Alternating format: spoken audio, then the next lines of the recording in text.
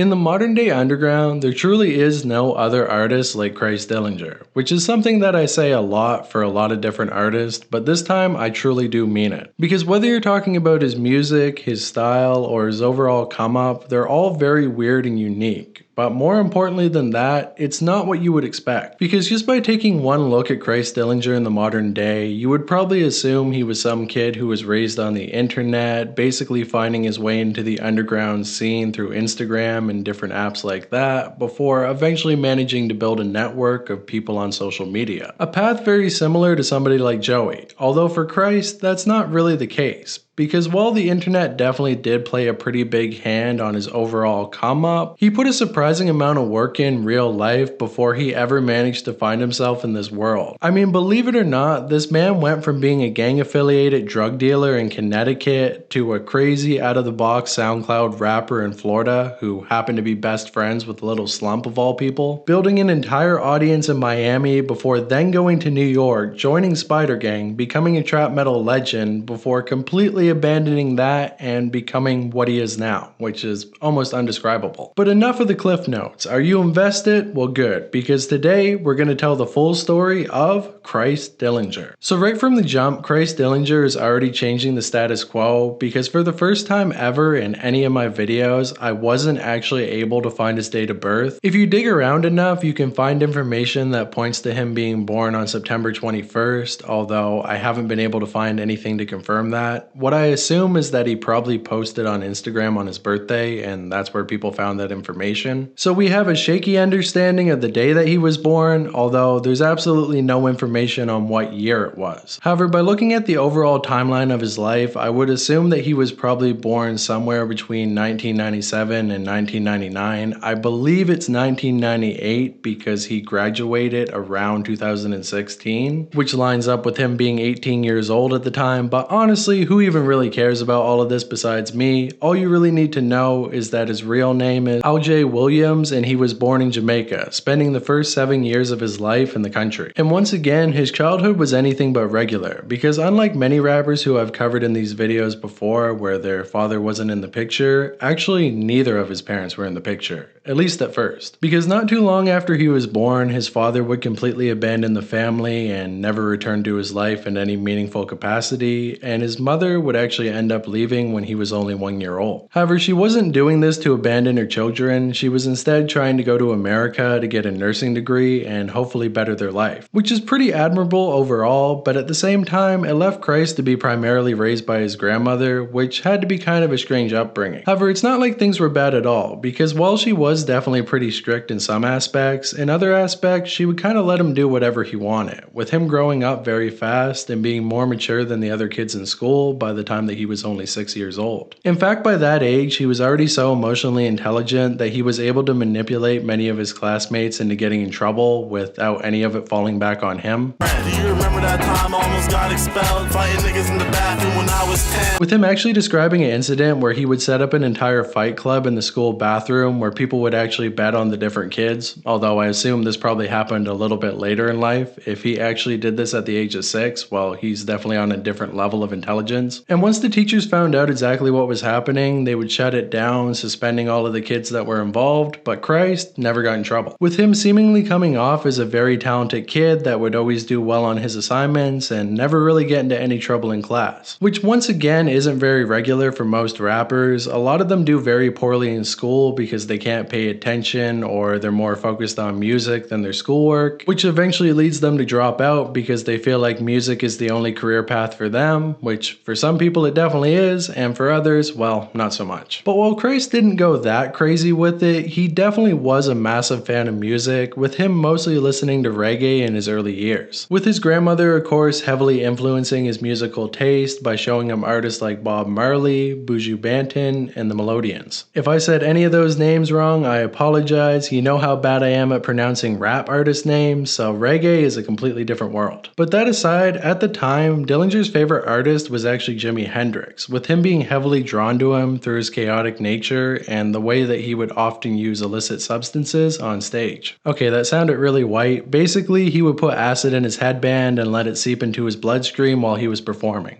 Pretty cool. And this would inspire Christ to want to be a rock star himself, which he would only continue to pursue once he finally ended up reconnecting with his mother and moving to America. With the family landing in Bridgeport, Connecticut, where Christ would then be introduced to his new stepdad, who he immediately didn't fuck with him going on to say in interviews that he actually resented him at the time for sleeping with his mom, which I guess is pretty valid. Never been through that myself, but I could imagine that would make you pretty upset. Although despite that, his stepdad would try his best to connect to him by showing him artists like Tupac, which at the time Christ wasn't really messing with because he just overall wasn't messing with anything that his stepdad liked, and instead he would start to get heavily invested in the genre of rock and metal, with him listening to bands like Avenged Sevenfold, Papa Roach, and The Cure, which of course would only inspire him more and more to want to create his own rock band. However, the issue at the time is, unlike many rappers nowadays, to be in a rock band you actually have to have some form of musical talent, and more than likely you're probably gonna have to know how to play an instrument, with him quickly being drawn to the electric guitar. However, immediately he would run into an issue because his parents couldn't afford to buy him one at the time, meaning that if he wanted to learn how to play guitar, he was gonna have to borrow one from his school. But once he tried to do that, he would run into another issue because the only way that they would allow him to take the guitar home with him is if he was in the school band, which he couldn't join because it was actually full at the time, so instead he had to join the school orchestra, playing violin instead of guitar. Which, while definitely not what he wanted at the time, would definitely help him out a lot later in life, because of course learning to play a violin gives you an ear for music and gives you a better grasp of how exactly to make a good sounding song, which is something that many artists lack nowadays. I mean, anybody can wake up and scream into a mic every day, I mean that's what I do, but to actually make it sound good, that's a real talent. And as crazy as it sounds, learning how to play a violin can actually help you to be a better rapper. But at the time, Christ had no interest in making rap music whatsoever. In fact, he wasn't even listening to the genre yet. It wasn't until the age of 12, when he went on a fishing trip with his stepdad, that he would finally become a fan. Because after all, when you're stuck on a tiny little boat in the middle of a lake with somebody for 8 hours, you're probably gonna have to get to know them. And after the two talked for a while, they would actually begin to become friends. And not only that, but he would go on to show Christ what's probably the most influential artist of our time, or at least in the top 10, Gucci Mane. And unlike Tupac, who Christ never really got all that connected to music-wise, Gucci Mane sounded a whole lot more modern, and he would quickly become a massive fan, with him primarily only listening to Gucci Mane for the following year, before then discovering Kanye West and going down an entire rabbit hole. Because once Christ became a fan of Gucci, he wasn't only satisfied with listening to the mainstream hits, and he wanted to listen to all of the music that he had, with him immediately scouring the internet for any mixtape that he might have missed, with him discovering the website known as Dat Piff, which would introduce him to a whole new world of different rappers. With this being the place that he first discovered artists like Wiz Khalifa, Lil Wayne, Meek Mill, and DJ Drama. And of course, once he started listening to those artists, he would then go on to listen to everybody who was featured on the project, looking into their albums. And it was through this method that he would discover some very influential people like Lil B through Lil Wayne and Lil Uzi Vert through DJ Drama, because the two of them actually had a mixtape back in the day. With Lil B, of course, becoming his biggest inspiration once he started making his own music, and by listening to Lil Uzi Vert this early on, he was actually ahead of the wave when it came to the underground scene. However, during this period of time, he actually had no idea there was an underground scene, as after all, in Bridgeport, Connecticut, there wasn't really a whole lot of rappers who were on that sound yet, and media platforms like No Jumper hadn't even started yet, basically meaning the only way that you could get introduced to the underground scene is if you lived somewhere that was close to where it was happening, or you happened to have a friend who was very tuned in with SoundCloud. And luckily for Christ, he actually had that, because in the 8th grade, he would meet a lifelong friend who goes by the name of Lake Kyle, who unlike Christ, actually had dreams of becoming a rapper ever since he was the age of 8 years old, with him pursuing it throughout the entire time that they were in high school together. Which meant that Christ spent a pretty solid chunk of his teenage years listening to Kyle make music in his home studio, as well as having several different older cousins who were all part of a group group/gang known as Cartel, who of course made music themselves. So of course with everybody around him already making music, you would think that he would start to make his own as well. But instead, he was mostly selling drugs at the time. I mean, the guy had to make money and he was going to do it by any means necessary. Although after discovering acts like Lil Pump, Smoke Perp, and XXXTentacion sometime around 2016, he would finally realize just how lucrative making music on SoundCloud could be, leading to the creation of his first ever song in early 2017, which was called Christ Dillinger. Yeah, that's right. His name was Christ Dillinger. His first song was named Christ Dillinger. It's gonna get confusing, but stick with me. And the story behind the creation of the song is actually a little bit interesting as well, because one day when Kyle was making music in his own home studio, Christ would pull up with the beat that he found on YouTube, which was actually made by the producer,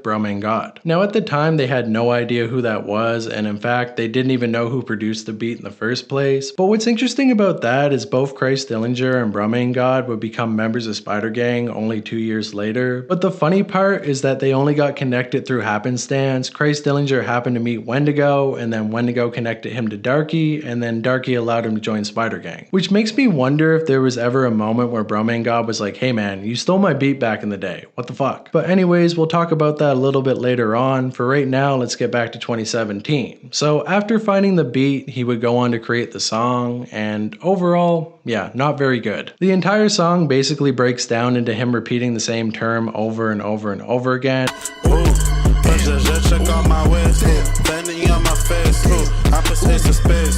Which was surprisingly a very popular style at the time. I mean, look at Cyber and his song A. That was probably one of his biggest tracks of all time, and it's really only him saying A, A, A. Fun fact as well, that track was actually meant to poke fun at XXXTentacion and the way that he always said A in all of his songs, although after he passed away, Cyber would completely change the story and say that it was meant to poke fun at the Suicide Boys. Which ironically probably got him even more hate, considering just how rabid the Suicide Boy fanbase is. But anyways, the track would drop on SoundCloud on March 7th of 2017, with it surprisingly going on to get 20,000 plays in only a week's time, which had to be a pretty good feeling for Christ, considering how much his cousins were making fun of his music and his musical taste as a whole, saying people like Lil Pump and Smoke Perp weren't real rap music, and that instead he should be listening to people like Young Thug. But Christ would prove them all wrong with this track, although at the time he didn't even realize how big of a win it was, because after all, this was the very first track that he ever dropped, leading him to think, well, I guess everybody on SoundCloud does really good numbers. However, what he didn't realize at the time is that he had tapped into an absolutely massive fan base of people in Florida who were extremely hungry for anything that sounded at all like the music that was coming out of the state at the time, and almost unknowingly, Christ would completely feed into that, helping him to build a pretty big fan base without even realizing. And he was doing this all the way back in early 2017, despite what Genius says. Yeah, that's right. If you look on Genius, it's going to tell you that he didn't release music until 2018, but he has several different songs that dropped the year prior. And while of course, like many other SoundCloud rappers, it's very hard to track down all of the music that he put out in his early career because a lot of it is deleted or you can't find it anymore. But despite that, I'm going to try my best to lay out all of the music that he dropped in 2017 as best as I can. If I get anything wrong, feel free to point it out in the comments below. But if you're watching this in the future, keep in mind this was probably the first documentary ever made about Christ Dillinger on YouTube, so I don't have the benefit of hindsight, so without further ado, here we go. A day after dropping Christ Dillinger, he would go on to drop a follow-up track called Tom Brady, before then going on to drop a track which was called The Bro Song, although the only proof of this ever being a real thing is the fact that he spoke about it in interviews before, but despite that, it seems to be completely scrubbed offline, so we can't listen to it or even look at what the cover art was like. However, supposedly this was his first ever collaboration with Late Kyle, and apparently it was a track all about how good of bros they were without going into gay territory. He made sure to specify that it wasn't gay, but I don't know, man, why is it scrubbed off the internet? I'm not sure about that. After that, on March 13th, him and Late Kyle would drop their first still publicly available collaboration called Zanman, not to be confused with Little Darky's song Zanman or the rapper Zanman, and And weirdly enough, Christ has also called this his first ever song before in a different interview. He's very inconsistent on what his actual first song is, but I really do think that it's Christ Dillinger. After that, we're not able to find a whole lot of music between March and June of 2017, but on June 20th, he would end up dropping another collaboration with Lake Kyle, which was called Gucci, of course named after his biggest inspiration, who isn't Lil B. After that, him and Lake Kyle would go on to drop their first ever music video on the Cartel channel for the track Well Damn, which surprisingly over 8 years later still hasn't even hit 5,000 views, which in my opinion is a travesty. So if you guys want to go give the song a listen and get those views up, you would be doing the underground a great service. And if you do happen to go there, make sure to comment Twist the World sent me here. Okay, thanks. Anyways, after that they would go on to drop one more music video on the channel for the track Gucci, which would finally bring a close to the Bridgeport era of Christ Dillinger's career. As soon after that track came out, he would immediately move out of his parents' place, and in fact he would go to an entirely different state altogether, being Maine. I'm not really sure why he wanted to go there, but well, that's where he wanted to go. And honestly, it's not all that surprising that Christ Dillinger would be so willing to move around in his adult life, as after all, he spent a lot of time in Jamaica without his parents, and then he ended up going to America, as well as going back and forth between Alabama and Connecticut during most of his childhood. So the guy probably just wanted to get introduced to an entirely new culture and way of life, although once he got there, he quickly realized that it really wasn't all that different from Connecticut, so he once again decided to move. And this time the change was going to be a lot more obvious, because at this point he had already built a pretty solid fan base in Florida, so he thought, well, why not? Why don't I move down there and see how much I can capitalize off the buzz that I have? And the other reason that he ended up moving to Florida is that he already had a couple connections there, with him getting to know a producer going by the name of CJ the Hunter, who produced some of his earliest tracks, with them going on to drop a song together in March going by the name of Pour Up the Lean, before then dropping another song in May called Bamboy Shit, which was actually posted on CJ Hunter's Soundcloud account instead of Christ Dillinger's. However, the most important track that he dropped around the time went by the name of Imposter, which had a feature from the infamous Spooky Lean. Now, if you don't know who Spooky Lean is, you're probably not from Florida, because the guy is absolutely infamous over there. Not famous, infamous. And there's really multiple reasons for that, but the main one being is that he actually blew up before XXXTentacion, and then the two of them made a track together which is called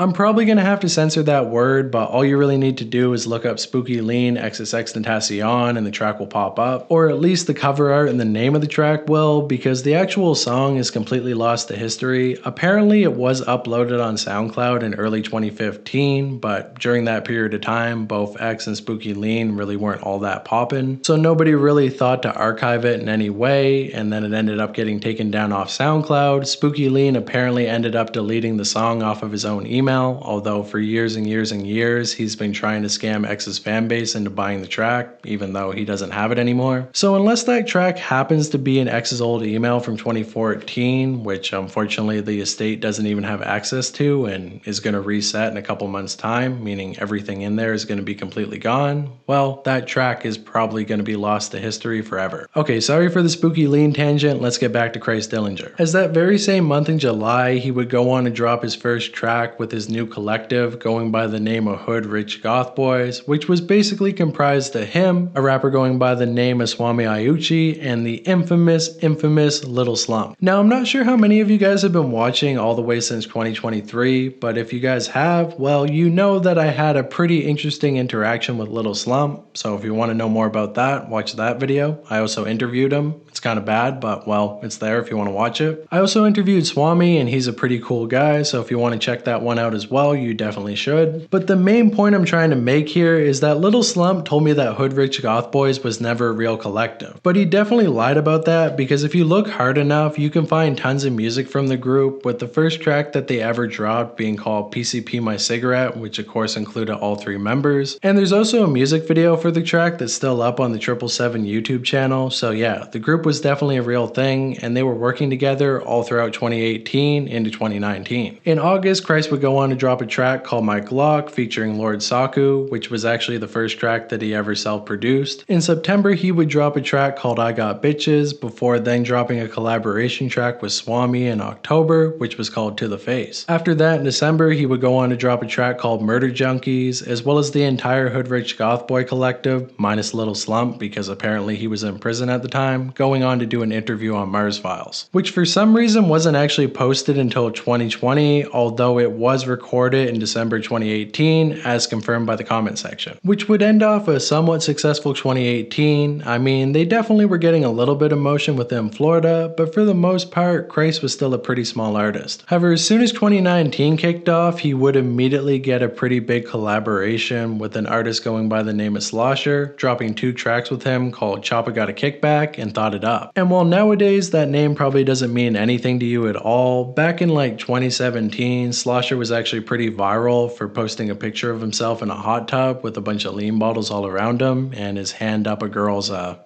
He was also very instrumental in the rise of 6ix9ine, as he's the only reason that Adam 22 and Tekashi ever got connected in the first place. There also was a whole beef where he accused Illakami of snitching on him for having a rocket launcher, but honestly I don't want to get into all of that right now. All you really need to know is if you're at all aware of this guy, you're probably a pretty big fan of 6ix9ine. And not to out anybody or anything, but I'm pretty sure by the way that Christ Dillinger talks, he's a pretty big fan of 6ix9ine, or at least he used to be a pretty big fan of him. Similarly to me in all of my videos, he basically brings him up in every single interview that he's ever done. He knows a lot of stuff about him that your average person wouldn't know, and he seems to somewhat look up to the guy, or at least look up to the fact that he has a lot of money, and honestly, I respect it because most people in the trap metal community will really crucify you for saying anything good about 6ix9ine, but Christ Dillinger doesn't seem to give a fuck about that, so honestly, respect. But surprisingly, despite the fact that Soljah really isn't all that big of a name, the track Thought It Up would go on to do pretty good numbers on Soundcloud, and this is actually how Christ Dillinger first got noticed by Spider Gang, or at least a member of Spider Gang, going by the name of Wendigo. As during this period of time in early 2019, Christ had actually moved to New York to try to make new connections, with him immediately getting to know Wendigo through Instagram. At first, Wendigo would only hit him up to say that he liked his music, but before long they actually made plans to meet in real life and hopefully make a couple tracks together. Although Christ would forget the entire plan after taking a couple Xanax and falling asleep, and then when he woke up a couple hours later, he would see Wendigo sitting in his living room, as apparently his neighbor actually let him in, which is incredibly dangerous, but hey, it made a good connection. Wendigo would play him beats all night, Christ hated absolutely every single one of them, the 2 of them would then never speak again, and well, Christ would fall into complete obscurity. Or at least that's what would have happened if Wendigo didn't come back the very next day, play him a bunch more beats, with Christ finally finding one that he actually liked and then rapping on it. And this is really where you start to see the rise of Christ Dillinger, because while he definitely had a little bit of motion before this point in 2018, 2019 was really the year that he came up, with him getting connected to Darky not long after this, before eventually becoming a full-on member of Spider Gang once it got formed a little bit later on in the year. However, it wasn't like he was gonna leave his old collective behind either, as they would actually end up dropping an entire joint project called Hoodrich Goth Boys Volume 1, which unfortunately became the only volume, as well as him and Little Slump making a track together called You Owe Me 500, which appears to be the final piece of music that they made together as friends. Slump would tell me that him and Christ used to be best friends, but he got mad at him one day because Christ would go on to share one of his old songs from back in 2017, but wouldn't share any of his new music. Is that true? Probably not. Little Slump also told me that he stole Adam 22's cat with Kid Boo, and I'm gonna leave that one up to you guys to decide if you believe it's true or not. Let me know in the comments below. But anyways, with that one connection severed, he would immediately make a new one, with him and Lil Darky going on to drop a song together called Baka Baka Baka, also known as Scooby-Doo Part 1. After that, he would go on to drop a track with Tankhead called Pull Up, which if you don't know who Tankhead is, that's actually XXXTentacion's former bodyguard and terrible rapper who's now in prison for life. I have 2 videos on him if you want to go check those out, but let's keep it moving. After that, he would go on to drop another another track with Little Darky called Scooby-Doo Shit Part 2, as well as a third track together called You Already Know, and by the time that Scooby-Doo Shit Part 3 would drop, things would get crazy, because after that, Spider Gang would finally become a full-on group, with Christ being the first member to join after all of the founding members, only about a week later. And basically, you can track the rise of Christ Dillinger by tracking the rise of Spider Gang. As Little Darky started to become bigger and bigger, everybody else in the group would gain a lot more attention, and well, they would drop non-stop collaborations together, with them immediately dropping a track called Gurk Walk featuring Keith Ape, who was a very popular rapper around the time who actually came from Korea. After that, he would go on to drop 2 music videos with Little Darky called New Prada and How to Know Melody. After that, he would go on to drop a music video with the Underground's greatest shame, being 83 Hades, who I guess was living in New York at the time, so since he was so close in proximity, they let him hang out with them. Spider Gang basically gave this guy a career and then he threw it away to smoke fentanyl, but hey, we all make different life choices, right? Not long after that, he would go on to do his first ever shows with Spider Gang, where he was completely blown away to see the entire audience singing his songs word for word, as before this point, he did have an audience in Florida and he did a couple shows there, but he had never really seen an audience be so captivated by his music. After that, he would go on to collaborate with artists like Chapo, as well as the infamous Space Ghost Perp, who he actually said was his favorite rapper of all time during this period, as Perp was basically dropping a project every single month, so he didn't need any other artist to listen to. And I feel like this is a very important point to mention, because many of Spider Gang's fans think that Christ Dillinger completely changed his style almost overnight, going from scream rap to this more meme-centric sound that he now does, but if you listen to these tracks, they kind of sound more similar to the music that he makes nowadays than anything that he was making with Spider Gang, which goes to show that Christ Dillinger was always an experimental artist. It just so happens that at the time, the Spider Gang fanbase mostly wanted that aggressive shit, and they didn't want to listen to this more low-key stuff. Which is kind of funny the way the underground shifts, because nowadays nobody wants to listen to scream rap anymore, and everybody wants to listen to that more drugged out low-key sound. So yeah, things definitely change. After that, Christ would then end off the year 2019 by doing his first ever interview on Cult Classic, which if you haven't checked out that channel, you definitely should. Sometimes the guy does pretty terrible interviews where he's completely stoned out of his mind and he can't ask a proper question, but when they hit, they definitely hit. With him then going on to drop his first ever mixtape in March of 2020, which was called Christ Dillinger the Mixtape. Don't confuse that with his first ever song, which was called Christ Dillinger, or his later album, which was also called Christ Dillinger. I told you it's gonna get confusing. And this project was pretty solid, having a lot of big name features from people like Kamiyada, Bromain God, Little Darky, and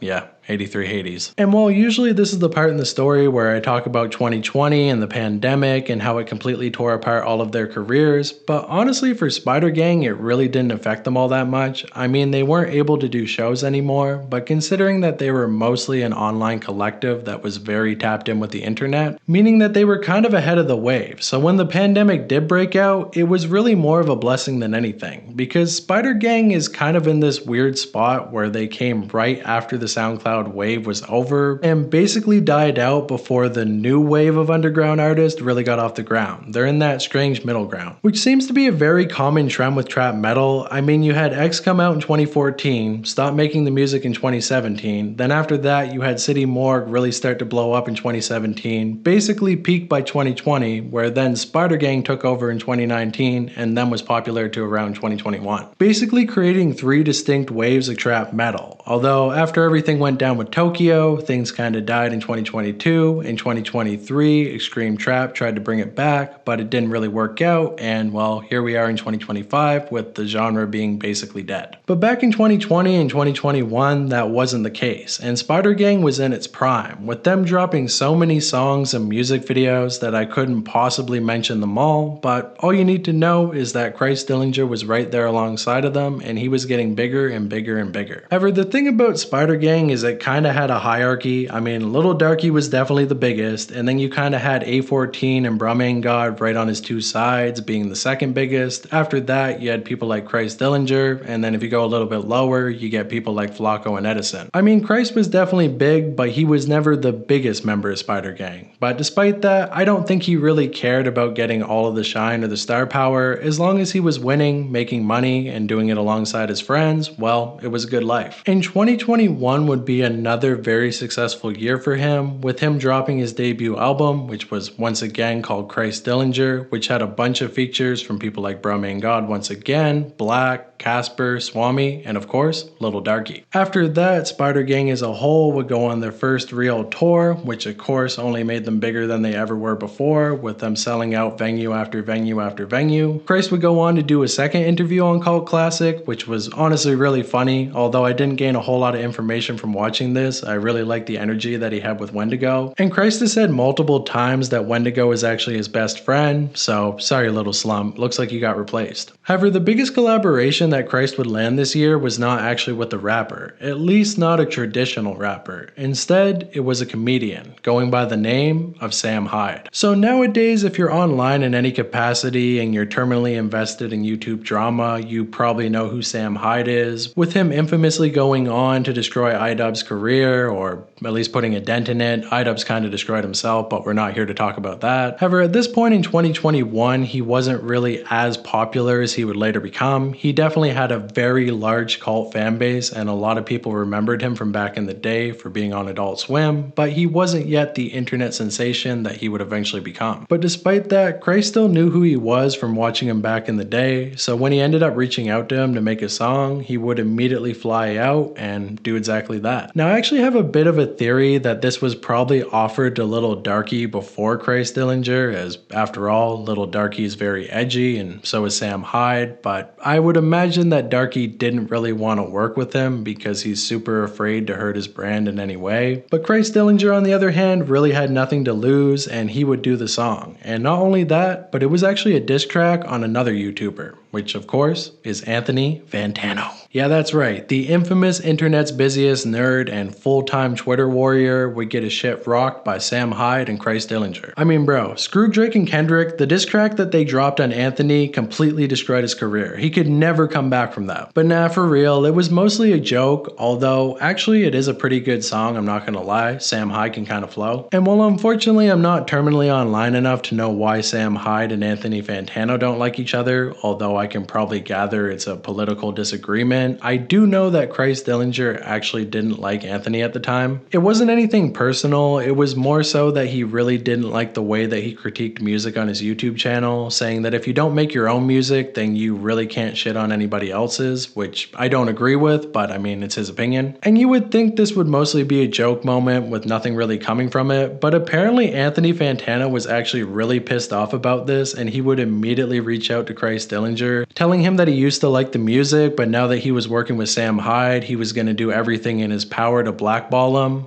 which blackballing? Really, Anthony? Is that racially motivated? But nah, for real. I don't know why he would send him a message like that. It's kind of pathetic, honestly. I mean, the dude made a funny diss track on you and you can't take a joke. I mean, I don't even agree with Christ Dillinger saying that you can't critique music unless you make it yourself. But I mean, if you're going to criticize other people, you got to be willing to take it yourself. I mean, if somebody made a diss track like that about me, I'd probably just laugh at it. I don't know. But whether Anthony liked it or not, it definitely did the job it was supposed to, with it getting a lot of attention from both the Spider Gang audience as well as the $1 Million Extreme audience, or whatever you want to call Sam Hyde's audience. And on top of that, it would really open the door for Christ Dillinger to be able to connect to a whole different side of the underground, with him eventually getting to know Joey and Shed Theory through Sam Hyde, as well as several different people who were around them, which definitely would pay off in a big way, because not long after that, Spider Gang would start to splinter off, with many of the members wanting to go on to do their own solo stuff and not really work with the group anymore. From what I can tell, there wasn't any ill will, at least not yet. It was a mutual decision, with all of the members wanting to go on to do their own thing, which paid off in a big way for some of them, and for most of them, definitely wasn't the right choice. However, luckily for Christ, he was one of the few members that ended up benefiting from this in a big way, with him immediately connecting to a new collaborator in 2022, going by the name of Acid Souljah. Now, depending at what point you became a fan of Christ Dillinger, you're going to have a very different opinion on Acid Souljah, with all of his new fans really enjoying the music that they make together, but a good portion of the old audience that he gained from Spider Gang really disliking this guy, basically saying that he ruined Christ in his music, which comes down to the fact that he doesn't scream anymore and instead he makes more, I don't even know how to describe it. I guess you would say sigilcore, but honestly at this point in the underground, trying to box things into different genres is kind of cringe, so honestly we'll just call it Christ Dillinger core. In March of 2022, they would go on to drop their first track together, which was called I'm the Man, with them quickly bonding over the fact that they were able to make music so fast. Before this point, Christ had talked about how he had difficulties finding frequent collaborators because he would make a new song every single day and most people couldn't really keep up with that workflow. But it seems like Acid Souljah was pretty similar, creating a new track every single day as well, and together they would become best friends. Once again, sorry Lil Slum. Soon after that, he would go on to meet another frequent collaborator going by the name of RXK Nephew, who many people claim Christ heavily bites from, although to be honest, he was already making this jokey offbeat type of music as far back as 2019. And they both put enough of a different spin on it that they don't sound like the same artist. I really enjoy Christ Dillinger's music, where RXK Nephew, I haven't really been able to get into it all that much. So honestly, I think Christ is a better artist, but whatever, we don't have to compare them. And together, the two of them alongside, yay, Brandon Buckingham, would go on to make another terminally online banger called Make an Example, which was a diss track aimed at Sneeko. Real quick, let me explain the beef between Brandon Buckingham and Sneeko. Basically, they used to be friends back in the day, but then Brandon said something about running a train on Sneeko's girlfriend. Sneeko then decided to claim that Brandon Buckingham was making a threat to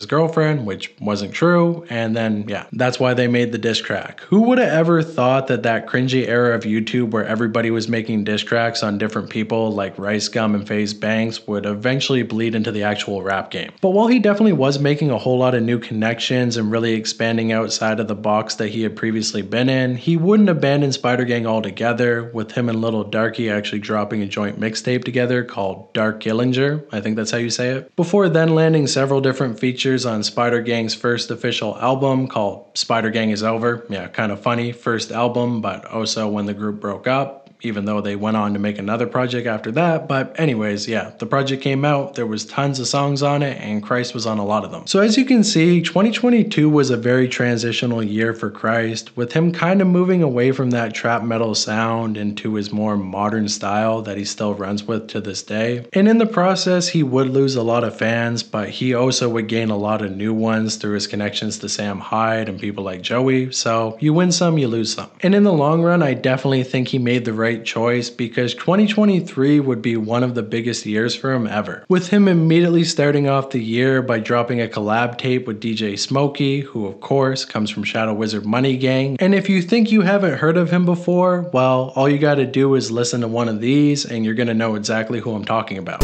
Warning, new music may damage your eardrums. And this project had a pretty nice mix of features from people from the trap metal scene as well as people from the newer underground, with several different members of Shed Theory appearing, as well as Teenage Disaster, and once again Brahman God, showing that he definitely must have got over Christ stealing his beat back in the day. Immediately after that, he would go on to drop a joint mixtape with Acid Souljah, which was called Acid Christ, which featured several different members from their newly formed collective called Based Negative Squad, which is basically comprised of DJ Smokey, Christ Dillinger, Acid Souljah, and another rapper going by the name of Seffi, who would go on to create another joint mixtape with Christ Dillinger called I Brought a Nuke in the Club, with Christ Dillinger going on to disrespect Cemetery time and time again on track after track after track. Although funnily enough, in 2024, a picture of the two of them would surface online, leading a lot of people to think that maybe the beef was squashed, but the real story behind that is that Christ actually approached Cemetery asking for a picture, pretending to be a fan, and I guess Cemetery didn't recognize him, so well, the picture got taken. And to make things even more spicy, recently in 2025, like only about 10 days ago at the time I'm recording this, Christ Dillinger would appear at a party with another former member of Haunted Mound going by the name of Turnabout, who left the group in late 2024. So Christ is definitely getting into Cemetery's head, taking away his allies, and strategically breaking him down piece by piece. This might be the greatest beef of the underground ever. Or maybe Christ Dillinger is only trolling him, but whether he is or not, the next beef that he would get into was a little bit more serious. Because in early 2024, he would go on to drop his third studio album.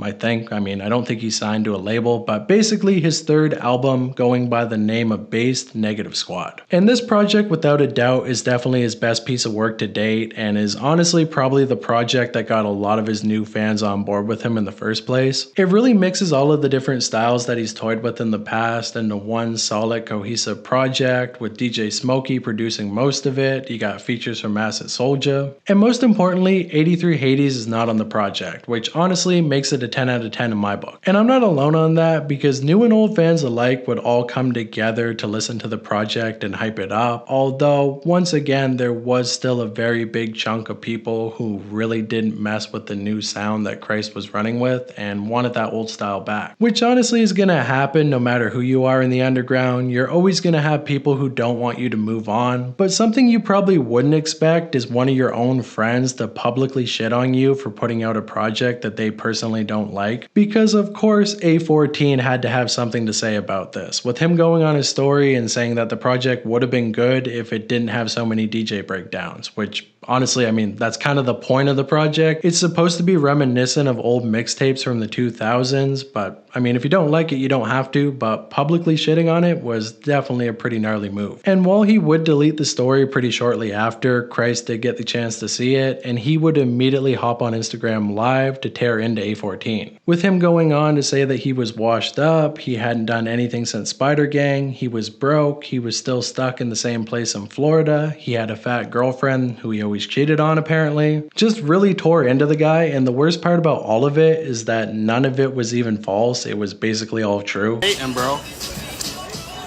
Nigga, you are broke.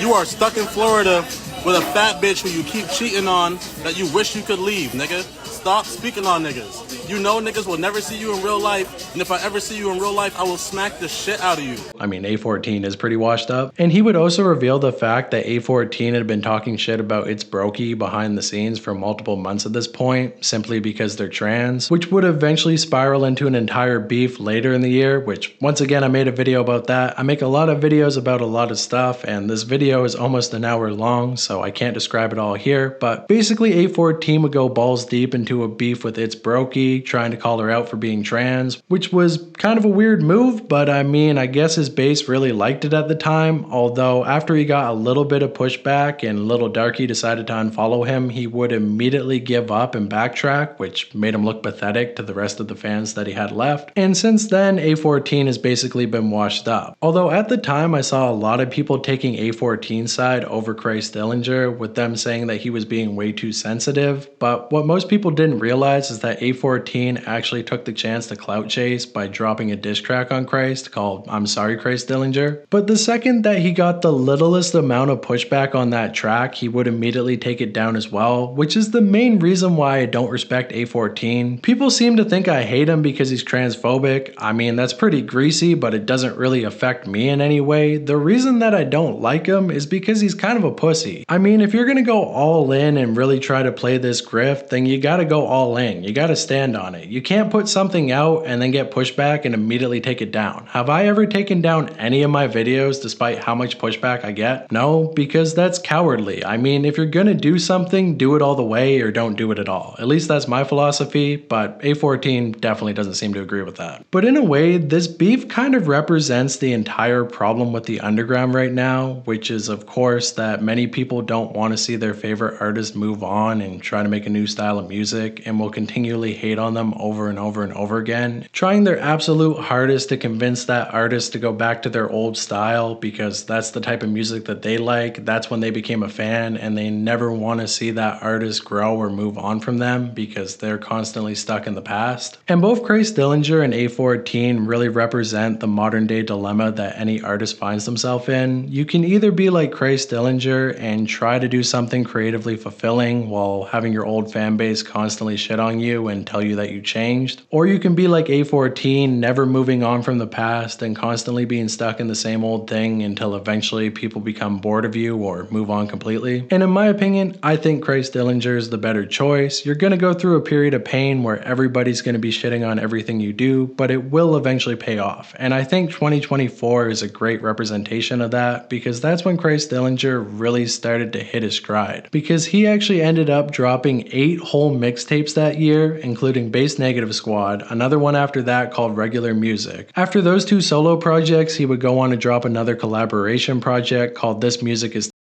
which was a collab with RXK Nephew and DJ Smokey. After that, he would drop There's Evil in This Club, a second joint mixtape with Seffi, Gucci Christ Main Dillinger LaFleur, a joint project with Wendigo. He went on to drop Crime and Christ, a joint mixtape with Crime Life Cass, I Sold Crack with Freddie Dredd, which of course was a collaboration with Freddie Dredd, before ending off the year with Digital Drugs, as well as doing an On the Radar freestyle, which is honestly one of my favorite songs from him. That whole 80s disco sound is super creative, and honestly, I've been looking for an artist who makes that type of music for a long time, so if you have any other recommendations for people who do something similar, I would definitely like to hear them. The closest thing I can find is Tory Lanez, and while I definitely do enjoy his music, I don't always want to hear somebody singing their heart out. I like the way that Christ is very monotone and kind of low energy, rapping over this super high energy and chaotic beat. It's pretty cool, and it makes for a good sound to play in your car. And if all of that music wasn't enough, he also ended up dropping another collaboration with Sam Hyde called Bumping and Rubbing, which I unironically fuck with as well. Sam Hyde actually isn't that bad of a rapper, ending off one of the most successful years that he's ever had. And while 2025 has been a little bit slower for him, he's definitely still doing big things, with him dropping another project this year, which was called And There's Evil in New York, which honestly, while not as good as Bass Negative Squad, is still a pretty solid project. He also appeared on the No Jumper podcast recently, which I thought was really cool.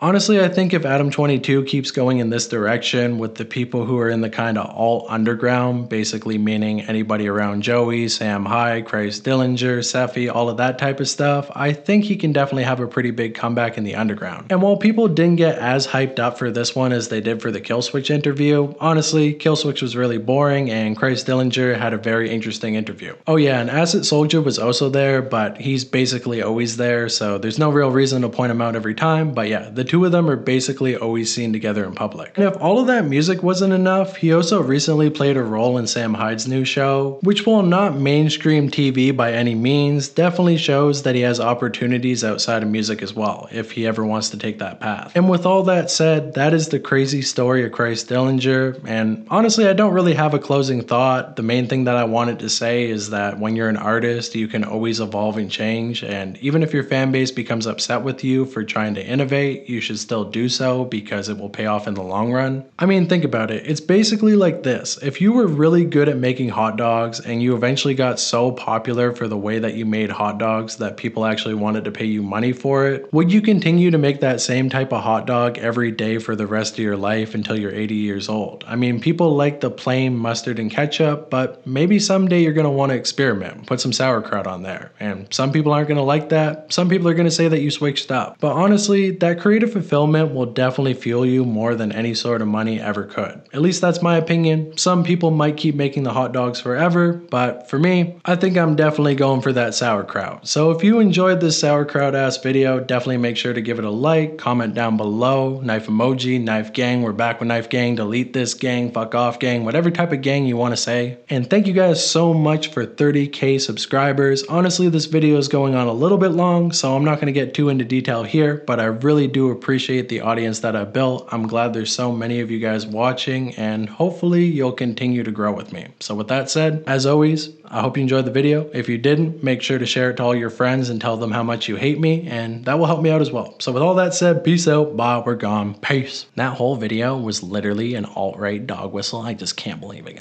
I'm Canadian.